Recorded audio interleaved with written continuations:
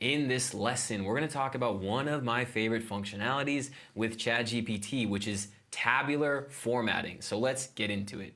Using tabular formatting with ChatGPT allows for you to create clear organization and presentation of data, which is why it's one of my favorite parts. This makes it easier for the user, aka you, to analyze and comprehend the output, which leads to a more accurate understandings and insights.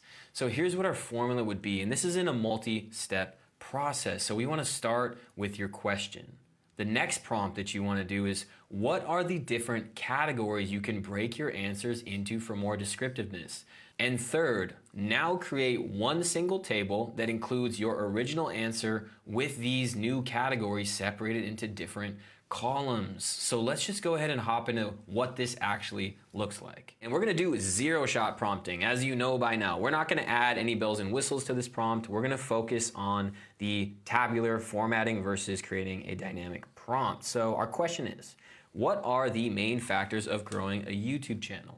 Great, so we have our 6-part answer about consistency, quality, SEO optimization, collaboration, and promoting your channel. Now I'm gonna do part 2 of this prompt, which is what are the different categories you can further break your answer into for more descriptiveness?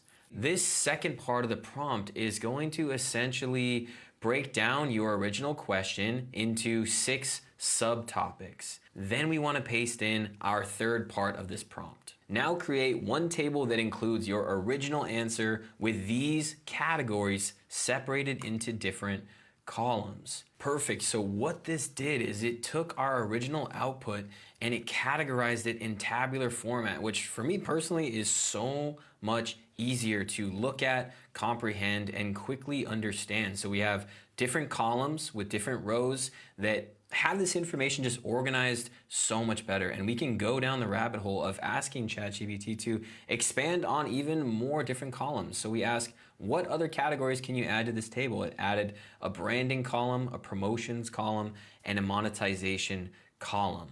So this is one of my favorite prompting frameworks because tabular format is so much easier to look at. It's visually just easier on the eyes, and you can literally use it for any type of output using ChatGPT. So I'm excited to see what you come up with this prompt, and I'll see you in the next lesson.